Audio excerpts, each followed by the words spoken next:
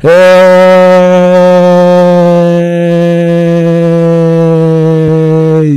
you tourists, this is your boy Domination. This is Back in the Basic. Again, the only place, place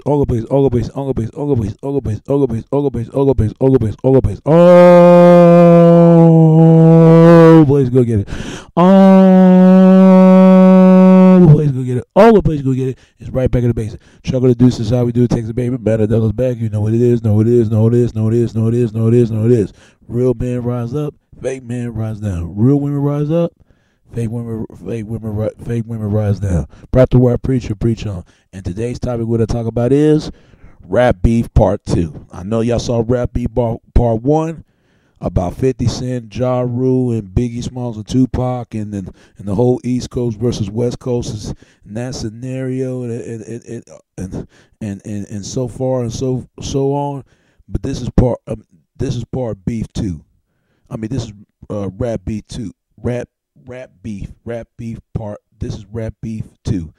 Y'all, I know y'all saw Rap Beef 1. This is Rap Beef 2. Rap Beef 1, this is Rap Beef 2. I need to talk about this because I got that DVD right here. And I already got the other DVD, Rap Beef 1, and this is Rap Beef 2. Beef 1, Beef 2. But this right here talking about, man, there was some beef going on between KRS-One and Nelly. That's an old beef, and the beef was started going on in 97 or 99, early 2000, 2001 or something. I don't know what the beef was about. Only thing I heard about the beef that was going on that because it was based on the song that a Nelly song, Number One, and he was saying the line how it go. I'm tired of people judging what's real hip hop. I tired of people judging what's real hip hop. Half the time it be the niggas fucking album flop. When the certain but the thing that but the left the dot. I'm mad. I'm mad cause you mad cause I'm hot. He just mad cause he not. And that line. And some people say it was aiming at KRS-One. It was aiming at cause it was a simple music violet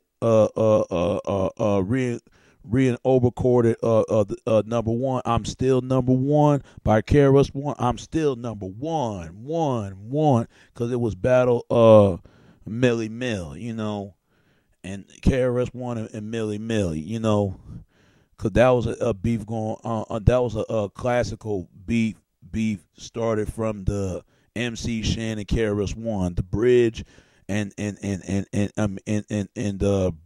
bridge is over. And all that, and kill that noise, and all this other stuff. Even though KRS-One won that battle with MC Shan, even though MC Shan from the Juice Crew, and KRS-One come from the Boogie Down production. And if y'all don't know MC Shan was the founders of the rap music industry in the Queens before Nas and Tragedy. I like Tragedy. I love Tragedy. When Tragedy Ben came out, because Tragedy Tragedy is Nas come from Tragedy, and so is CNN. I forgot CNN stand for Al Capone and Noriega. That's the stuff right there. And then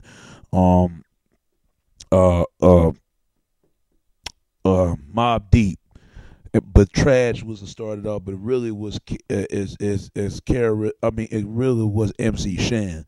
Shout out to MC Shan. I like MC Shan, you know, and and that found by Mr. Magic, the real Mr. Magic. R.I.P. for Magic. R.I.P. and R.I.P. to Tim Dog too, but really was Magic, you know, in the rap tag, and the beef got started going on by Nelly and KRS-One. It was like, you know, I think that and it was aiming at him. And you know how people getting older, and their generation is a lot more fertile, a lot more different than them, because people don't listen to KRS One anymore, especially younger people. Younger people listen like Two Pain. I mean, not Two Pain, but Two Chain and Plies and Rick Ross and all of them, and Little B. I don't even like Little B like that. I don't. From Wolfpack Pack, and you know, I really don't, cause his rhyme schemes just sound like he chewing his own bubblicious out of a Tristan masticated lip gloss of gum. It just Little B is just corny. Let's be honest, he is. And what else? You know, they listen artists like that. They listen artists like that. They don't listen real artists like Benny Paz and you know, Public Enemy and NWA, Tupac and Big and Camouflage and Recipes Camouflage and Soldier Slim. They don't listen real artists like that. You know, and you know, and Big L, the one of the best punchlines in hip hop history. But anyway, somehow when they say, and I remember Kara was one time about Chuck D was nobody, and LL was nobody, and everybody else. When they get in a certain age, and seeing the times are and times and changing a certain changing through the times, you know, kids getting older I mean kids getting younger and younger, and older people getting older and older, because, and it came back to KRS One. And KRS One been in the rap game for 16 years and 18 years and 20 years in the game. And people look down upon that, because KRS One is the teacher. And I even no matter what he does and what he gone through and how he gone through, still respect him, and MC Shan. They the founders of the golden era of hip hop. And really, for Sugar Hill Gang and Blondie and Beastie Boys and Run DMC and all them. Anyway, when the beef got started, because that's when Nelly first came out with the album called Country Grammar. That's one of the best albums that Kara, because that was his break into success of Nelly from St. Louis. That's when St. Louis was rising on the off his match, off his course. It just, you know, St. Louis on the on reaches of masses of hip hop listen. You know, instead of saying right here, right there, instead of right there, and instead of here, there, and right there, right there, right there. It's like two R's. I like how they talk, you know, and they say dirty, you know, dirty, you know, and they do, and I like when they wear them St. Louis hat. Shout out to St. Louis represent. They doing their thing over there, you know. And the same St. Louis sweetie pies, man. It's just like they doing their thing up there. I like to see people represent and where they come from. I represent Dallas. That's where I represent, with the Mavericks and Dallas Stars, the hockey team, and Texas Rangers. Oh man, I'm a Texas Rangers fan. Come on. And the Cowboys. I don't care what nobody say about Cowboys. That's still my boys right there. They still my football boys right there. We're gonna get this series. Trust me. If it's not this year, it's gonna be next year. But I'm gonna tell you like this: the beef got started there, because that's when KRS One and Nelly would start go at it. You know, I don't know what it was, because they make it seem like, you know, KRS One questioned Nelly, that Nelly's not a real hip hop like he was, and Nelly off of him, he's just an old grandpa man. He had this time and this is his time. It was just stuff going. They going back and forth. This game. This game was here been here before you as a hip hop. When you did it then, you know, it was going back and forth. I respect the young generation, new generation, but see, what gets me is that we're the only group of people, man. I mean, I don't understand. Rolling Stones, they can go out there and still rock and roll, and so is the Beatles. No matter what they do, white people always respect their elders. Every other people. For some reason, in African American community, they don't respect their elders. I don't like the fact. I never forget. It was on TV. It was on Black Stars when they show porn stars and stuff like that. I forgot on the set it was something. Y'all, it's come on at 12 o'clock, 11 o'clock, and they supposed to have these new artists coming up. And I remember who was a foreman that was Flavor Flav from Public Enemy PM. I mean not PM, but PE is Public Enemy. And I ain't like how they disrespect Flavor Flav because he an elder. He been came out way before everybody else. They gotta respect him. He was singing this old classic hit, and women was into that. But the fellas, man, they look like they trying to hurry it on up, and and make a next suggestion. I don't know. It was like they would just disrespect Flavor. I didn't like that because you gotta respect your elders, man, because they came out way before you did, and I think that Nelly should respect his elder because if he was older, he want and Karis One was younger, he wants somebody to respect him. I respect both artists. I don't take no child with Karis One and Nelly. They both are good in their own right. Even though Nelly from St. Louis and Karis One come from the Bronx, New York City. Bronx was a home of hip hop where it really got started at. Before West Coast, before West Coast, before Dirty South, before Midwest. And but the Bronx really started off. It really started off. But a lot of people don't know rap been started when the Three Stooges, when they started rapping. If you look at one of the episodes scene of one of the episodes series of Three Stooges, they was rap about fishes. Artists really started from Africa with African drumming and dancing Craig Mathar. It was beautiful. Anyway, the beef really got started from that, and I don't know, it was over a record sales, and it was like who sold the first week and the top week, and then find out that Nelly won, but it really was KRS-One won the battle. He won the battle, but Nelly won the war. And because Nelly wanted success, KRS-One had his time, and it was in the 80s and 90s. But it really should have been going to KRS-One. But every block and radio station go out and will give their give decision with KRS-One in a minute. And I think KRS-One did some bad. Cause you ain't for real. It says it with Nelly, you don't even exist. It was over here. And hip hop, it was going back and forth. But Nelly, not Nelly, but KRS-One did not like the fact that the reason why that Nelly won because it was over or a disputive argument.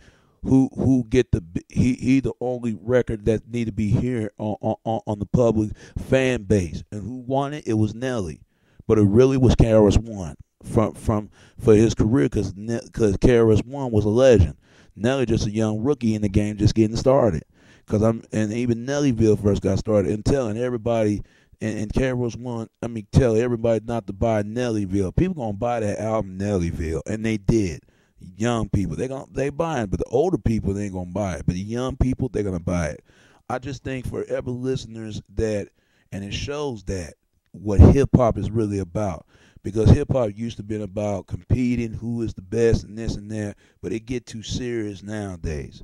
And that's good that Nelly and KRS-One did a record together because it's about time.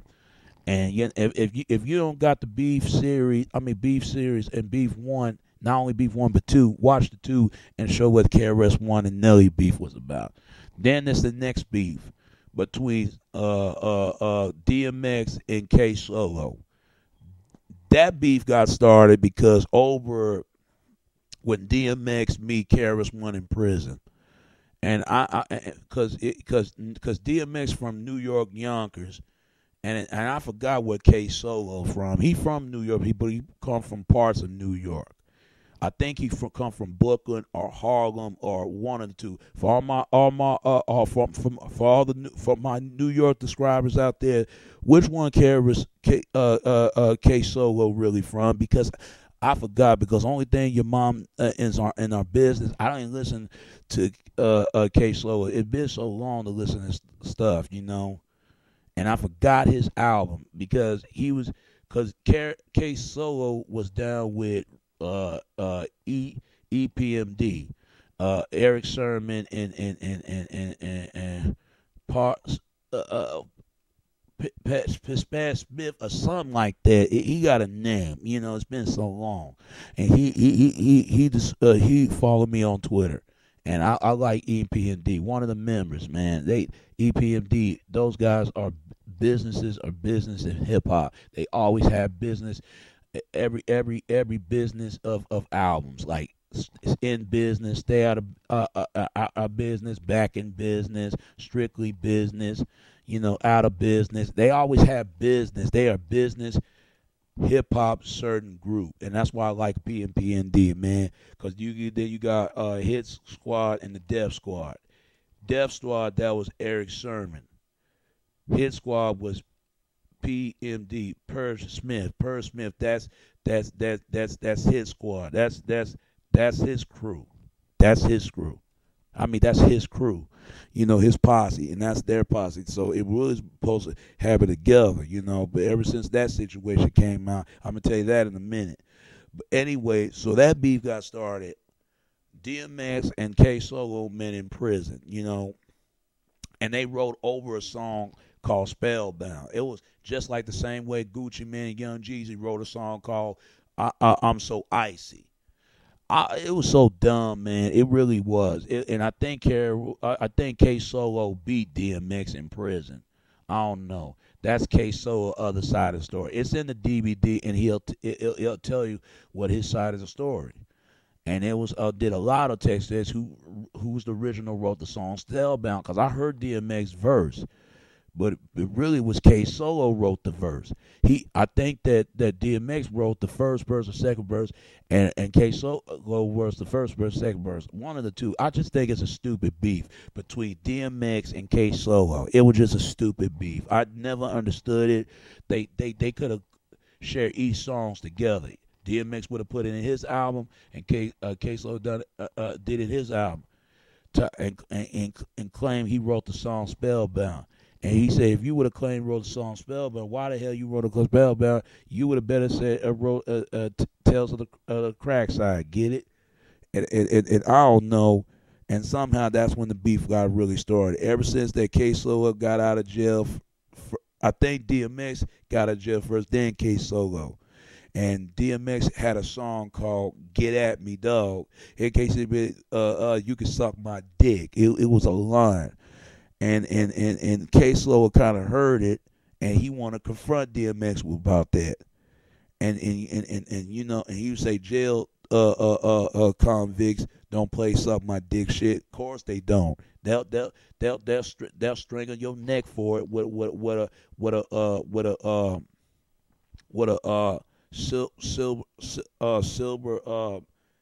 a silver razor cut in your neck. I'm telling you, they don't play that. They ain't down with that. That's pissed them off, cause they ain't with that. And I guess he went to Apollo just to see DMX, but DMX had a gun, and he didn't want to confront.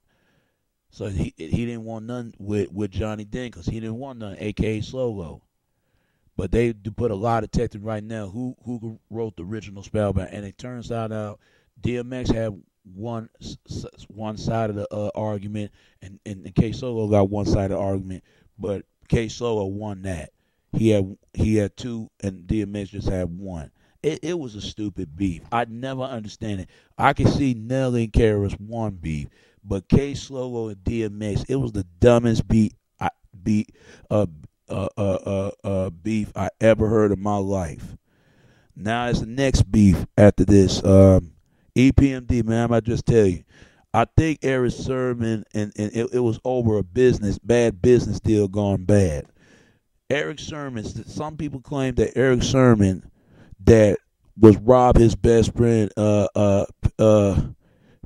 Pearl Smith, and they grew up together. They grew up together from New York City. They grew up together from Brooklyn. They grew up together.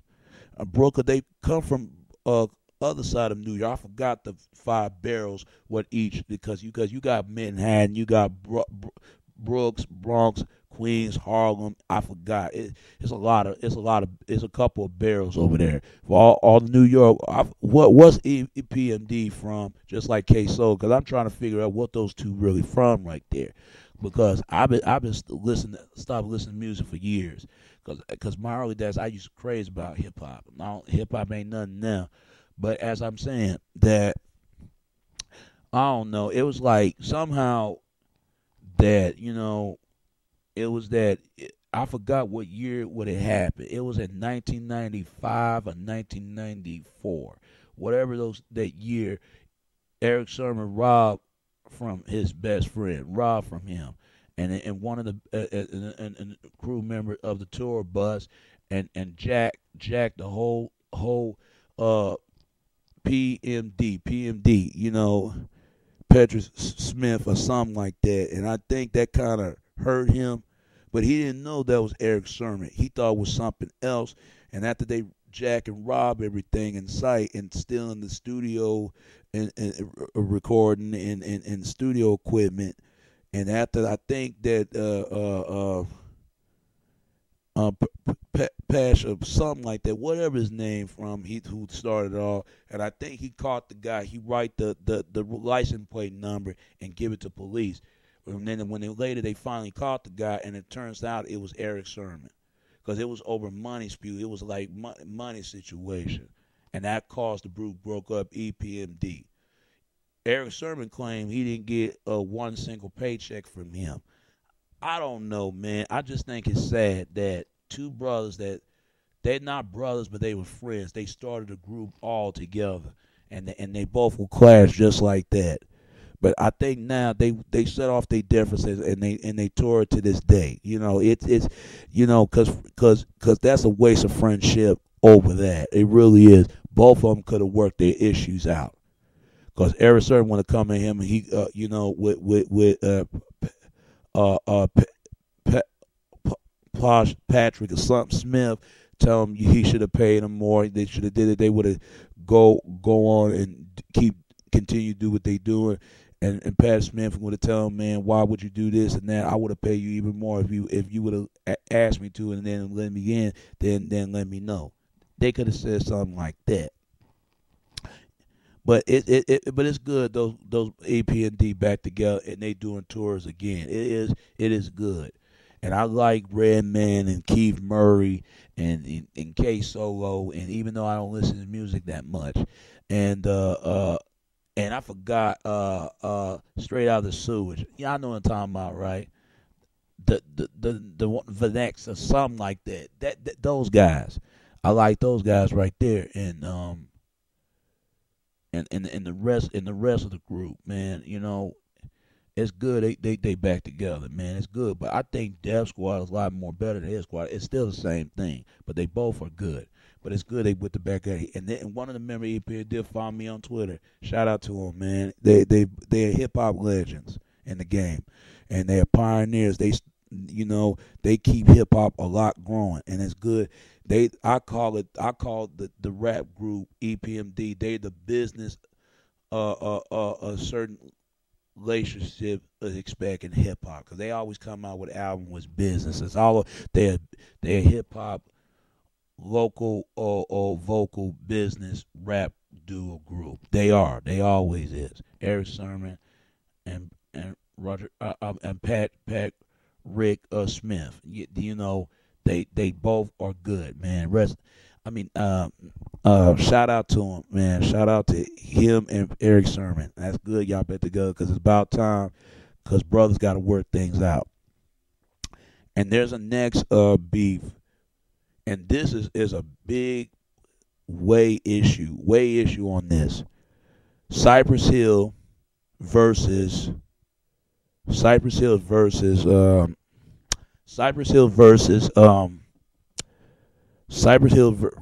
West Side Connection. Now that beef got started over race integration of certain race racism, certain uninvent attention between the Mexicans and blacks. That right there, it was so bad. Because I like Cypress Hill. Be Real. Shout out to Be Real and the Cypress Hill. And West Side Connection. Shout out to Ice Cube and Mac 10 and Dub C. That beef got started over Ice Cube was still stealing music away from Cypress Hill. That now I don't know. And one of the DVDs they were saying that Ice Cube stole some few of word play line on the song "Throw Your Set in the Air," wave it like it just don't care. It was on Friday the soundtrack. You know, they were trying to say Ice Cube ain't trying to be original. He was trying to be copy infringement, copycatter. There's music. Ice Cube claimed he didn't do all that. But why would Cypress Hill lie? It's just me. If Ice Cube didn't done it, he didn't done it. But if it is, he should have never done that because it was over. It was over. Not trying to, being original, being trying to do what the other person doing. If you listen to that song, "The Temple of Doom," I had that album. Those are two best classical hip hop albums, and Black August. It's two best albums that Cypress Hill ever came out. "Throw Your Set in the Air," waving around like you just don't care. That record was about gang initiation when you join in the gang. Once you get in the gang, you can't get out. You got to die for your set. That was about gang activity going on in California, but everywhere else. And Cypress Hill wrote a song about that. All you gotta do is listen to the lyrics. They'll show you what the song is about. Die for your hood, die for your set, and die for your street gang. And I think Ice Cube kind of liked the record. He wanted to use it in the soundtrack, but they told him they got this record because they already gave him "Smoke It Up," "Light It Up." Hey, they already gave it that. And I guess he's simple. He take borrow a line or two without asking to borrow a line. If you listen to that song, "Wave It Around Like It Just Don't Care," "Throw Your Set in the Air," Ice Cube wrote a song called "Friday." Oh yeah, throw your neighborhood in the air. If you don't care, it do sound the same. You can't compare the two, but if you compare it, it does sound like the same chit chat and chat reaction. And I think Cypress Hill, one of the members, noticed that their stuff was taken away from them, and they know it was Q. But Q, they said, took one of their hooks, and it was stupid. It really was. If Ice Cube would have really wanted us sing a song hook, he would have asked Cypress Hill if he want that track in his album so bad. I mean, in his soundtrack so bad. And and this time they was squashing it. They were saying that it was a mistake and it wasn't nothing. It was a song, and they would have let that go from there and left it alone. But Be Real knows something was wrong. One of the Ice Cube records, he borrowed his line. He like, wait a minute, that's my line. But then he was come back to get something, and I think Ice Cube saw his reaction. But when he come back, the line was gone, and he know it's not tripping. And one of his members, Cypress Hill, is like, hey man, he really did take our shit. So they did some. Cypress Hill went at the first fire shots back at Ice Cube with no rest with the wickedness. One my set, one of the ones had my back. Kicking up the dust, let me kick the kill the motherfucker who called himself wicked. It was aiming at Ice Cube, and Ice Cube heard the chant back at to him. Ice Cube fired back with Mac 10. Dub C did not want to be a part of it because he was cool with Cypress Hill at the time, still cool with him because he knew him. Mac 10 didn't care. He would roll with Q. He always rolled with him. He was. That's one thing I like about. I like about Mac 10. He stay a loyal person. He gonna loyal with Q. So he gonna ride with him on this one. Cause he always said that your father, no matter what, forget the fact who does it wrong, you ride for your homies. Tell me how wrong he is. Forget the fact. But if it goes down, you gotta ride with him. His dad was a gangster. He said he ain't had nothing to do with this, do with this issue. He just ride with Q. And it was called song "King of the Hill." And then aiming at them, and I forgot every dude in the real. Now I gotta fuck Cypress Hill, and the being right, but in your fucking career, you fucking coward, Elizabeth Howard, and it was going on. And Mac 10 stuff, 11 niggas having what was this? Helping them to pass the boots mugs up. They talk about the DJ, and it was so fun. Anybody in the ghetto know what you're doing. one white boy and two fucking Cubans claiming that you go, but you ain't Mexican. Listen to No Vaseline and you flex again. Everybody know Be Real is half Cuban, half Mexican. Everybody knows that if you look at him. He Afro Cuban and half Mexican.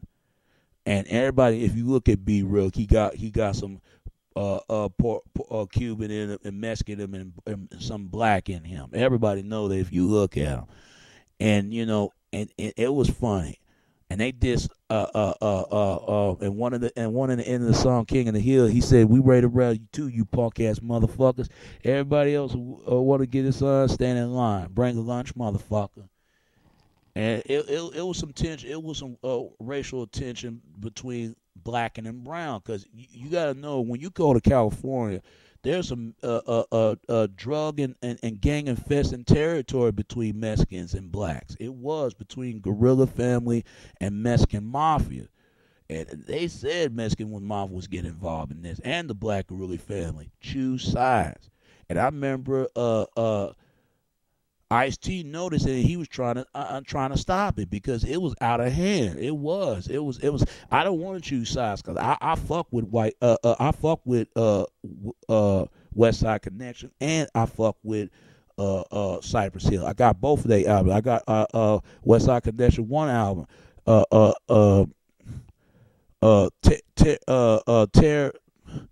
Threat Terrorism, something like that. It's a good album called Gangsta Nation. I like Mac 10, Dub C, and Ice Cube. Even though Ice Cube from NWA, even though Dub C from doing his own thing for Who Banging, and Dub C from the I forgot his crew and them called Mad Circle, something like that. And throwing up the West Sub, and he got started with the dress code. It was tight, and I think Cypress Hill did this Ice Cube one more time. I call Ice Cube Killer, but they got a best friend who sound like Ice Cube young in the day, like Ice Cube Killer. Ice Cube is acting now the motherfucker good killer. When the neighborhood is that from, what did that done?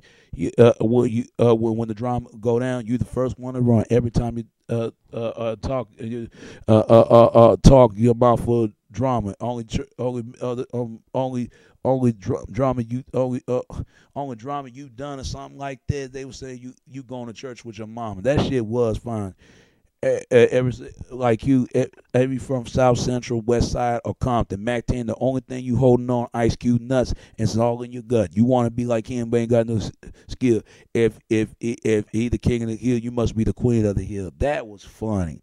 But I'm glad that beef got squashed, because it was going to get out of hand, and I'm glad Ice Cube called them, and they answered the call from Ice Cube and squashed it, because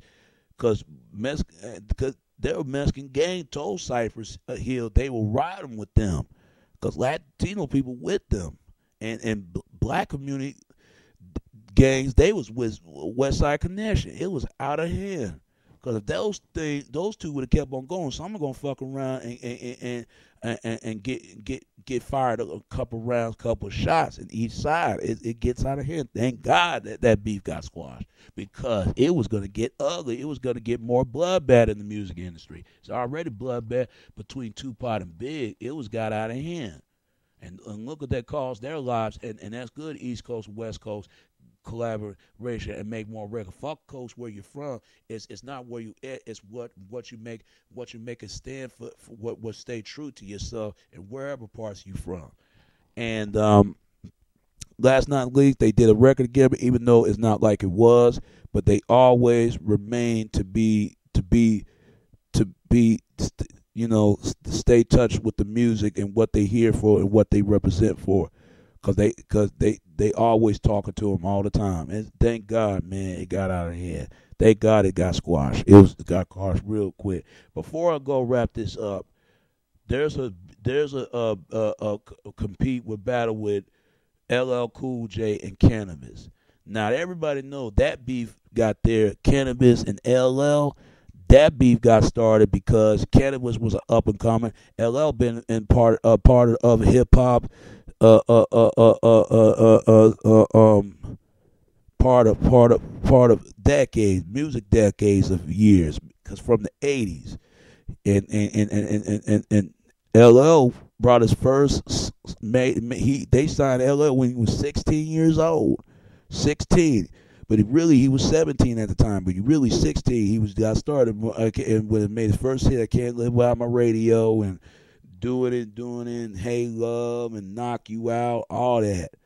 Walking with the Panther, and Bigger to Death, and all that stuff. Man, LL was a heartthrob, ladies lover, in hip hop, bringing rose and flower, but at the same time he can throw a quick box of jabs. That I like LL, man. LL is a sex symbol for ladies. Every guy wants to be a sex symbol when they get around a women, because every guy wants to be like LL. Every woman wants to be with LL, because LL is the man. And to this day, Mama says he's still knocking people out. Cannabis an up and coming because he was roll with Wyclef at the time, and I have Cannabis album, Can I Bust, and second round knockout. When that came out, man, it was over about the 1, 2, 3, 4 collaboration by Method Man, Master P. A lot of people, it was a lost uh, uh, music tape version or something like that. And Cannabis on there was a line, but he had to change that line because he was saying he want to borrow a microphone in his arm. He want to borrow the microphone. He want to borrow a microphone tattoo in his arm. And I'm like, whoa, he got LL on that one. He telling him to change it. And he thought LL, because LL, he thought he was LL said he was going to change his lyrics too if Cannabis changed it, for it won't be no problem. And Cannabis thought he did it did it the same, but LL didn't. That was a bitch move, and he tackled. But I swing Excalibur. But hey, he said, you want to borrow that? You don't want to analyze it. You'll make me mad, nigga. You want to socialize? LL2J, nigga, greatest of all time. Cannabis didn't like it. So Cannabis, and they had a conversation to the internet phone or something. They was talking, and LL asked Cannabis, "What, you got a problem with me? You want to fuel to the fire?" Talking about, because Run the Street Mouth, and someone said spill to the pressure. And he, because LL ain't got time from break it down to Cannabis. So Cannabis take one last shot and say, I let the world with the truth. You don't want me to shine instead of my breath where the moon back of mine. That's a bitch move. Homer rapper do. Stay you the platinum. He would add him. I'm walking about your body because of sale. You been bad because you ain't got skill. Bad me because I kick that shit real niggas feel. Now they understand your fans and high heels. IC, the Kumo D, the Jay-Z. He was LL battle on them. If you want to fuck with me, you done speak crazy. Drink red juice. You can't get it all. Period with it started.